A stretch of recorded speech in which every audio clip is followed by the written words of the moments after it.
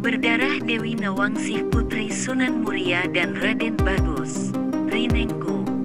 Sumber https://portalmajalengka.pikiran-rakyat.com _penulis Zaki Saidi editor Muhammad Ayus. Kisah cinta dari setiap orang memiliki alur yang berbeda. Seperti salah satu kisah cinta yang dialami Dewi Nawangsih Putri dari Sunan Muria. Sunan Muria sendiri adalah salah satu wali Allah yang menyebarkan Islam di tanah Jawa. Sunan Muria yang ikut menyebarkan Islam di tanah Jawa kemudian disebut dengan salah satu wali Songo, tentunya bukan sembarang orang.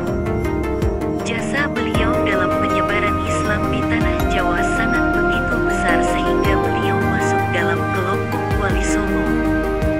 Sunan Muria memiliki salah satu putri yang bernama Dewi Nawangsih.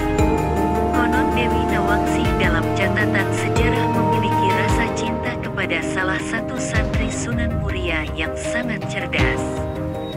Sejarah lisan yang berkembang di kalangan masyarakat menyebutkan bahwa Dewi Ayu Nawangsih adalah putri Sunan Muria.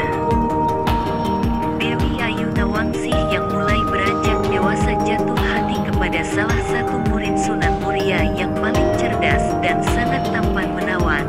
Dia adalah Raden Bagus Rinengku, seorang putra mahkota dari Pandanaran. Ada pula yang menyebutnya putra mahkota Mataram. Konon, cinta mereka berdua tak direstui oleh Sunan Muria. Sang ayah telah merencanakan puterinya itu dinikahkan dengan salah seorang muridnya yang lain. Sunan Muria berusaha keras agar mereka berdua tak saling berkomunikasi. Sunan Muria menugaskan Bagus Rinengku menumpas para perompak yang kerap mengganggu masyarakat sekitar Muria. Dengan tugas ini, Raden Bagus Rinengku tidak punya waktu untuk bertemu dengan Dewi Nawangsih. Namun Raden Bagus Rinengku terbukti berhasil menaklukkan para perompak itu. Bahkan salah satu di antaranya berhasil diinsyafkan dan menjadi pengikut setianya. Alkisah, perompak yang berhasil diinsyafkan ini bernama Kiai Masudi. Tidak berhasil dengan cara pertama, Sunan Muria memerintahkan sang murid untuk menunggu padi yang telah menguning agar tak dirusak hama burung. Masyarakat sekitar menyebutnya tunggu manuk. Selang beberapa hari, Sunan Muria mengunjungi Raden Bagus Rinengku di Masin, memastikan tugas yang diperintahkan itu telah dijalankan dengan baik. Namun, sesampai di Masin, Sunan Muria dikejutkan dengan kondisi padi yang porak-poranda, rusak oleh hama burung. Ternyata Raden Bagus Rinengku hanya menunggui sawah itu namun ia membiarkan para burung memakan dan merusak padi. Kanjeng Sunan memerintahkan hamba untuk menunggu padi. Saya sudah menunggu padi ini. Raden Bagus Rinengku membela diri ketika dimintai pertanggungjawaban oleh sang guru. Selang beberapa saat, Raden Bagus Rinengku mengeluarkan kesaktiannya, sehingga padi-padi yang telah rusak itu kembali seperti sedia kala.